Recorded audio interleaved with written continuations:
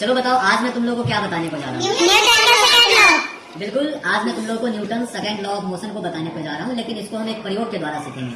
हमारे पास जो आज के प्रयोग के लिए अरेंजमेंट है वो एक गोली है जो लोहे का बना हुआ है, एक गोली है जो शीशे का बना हुआ है, और ये एक अरेंजमेंट है जहाँ पे स्प्रिंग लगा हुआ है, जिसके द्वारा हम लोग बल को ज्यादा कर सकते हैं या बल को कम कर सकते हैं। पहले क्या करते हैं, इस शीशे की गोली को रख देते हैं और इसी पे हम लोग प्रयोग के द्वारा देखते हैं और ऑब्जर्व करके बताना है कि तुम लोग क्या ऑब्जर्व कर पा रहे हो।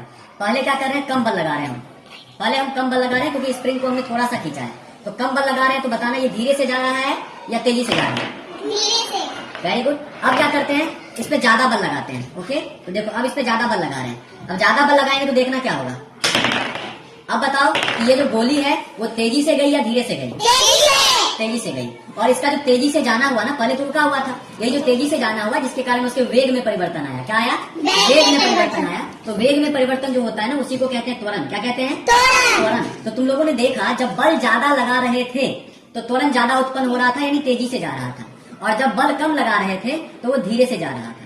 तो ऐसे में तुम एक चीज बता सकते हो न्यूटन के गति के दूसरे नियम से कि जो बल होता है वो और त्वरण होता है वो एक दूसरे के समानुपाती होता है। यानी जितना बल लगाएंगे त्वरण उतना ही ज्यादा उत्पन्न होगा, बल अगर कम लगाएंगे तो त्वरण कम उत्पन्न होगा। क्या इतना क्लियर है?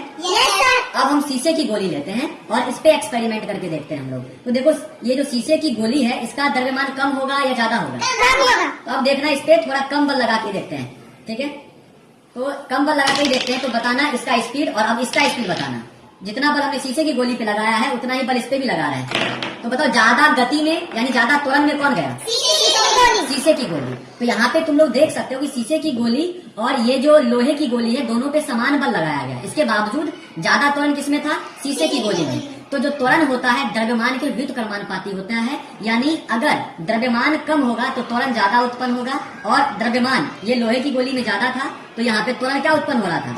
कम उत्पन्न हो रहा था। तो द्रव्यमान और त्वरण एक दूसरे का व्युत्क्रमानुपाती होता है और बल और त्वरण एक दूसरे का क्या होता है? समानुपाती होता है। यही कारण है कि ट्रक को धक्का दोगे तो त्वरण उसमें आसानी से उत्पन्न नहीं होता है, लेकिन रिक्शा को धक्का दोगे तो रिक्शा क्या होता है? कम द्रव्यमान का होता है, जिसके कारण से उसमें त्वरण आसानी से उत्पन्न हो जाता है। तो इसके थ्रू तुम लोग आसानी से याद रख सकते हो क्या? न्यूटन की गति का दूसरा नियम, जिससे बल की परिभाषा मिलती है। और फॉर्मूला क्या होता है? F = m × a, जहाँ पे F होता है बल, m होता है द्रव्यमान और a होता है एक्सेलरेशन यानी त्वरण। क्या होता है? a मतलब त्वरण। ओके, तो याद रखना, तुम लोग एकदम से याद रखना है कि बताओ न्यूटन की गति के दूसरे नियम के अनुसार त्वरण किसके समानुपाती होता है?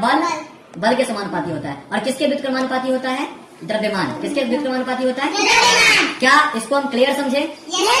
अगर आप लोग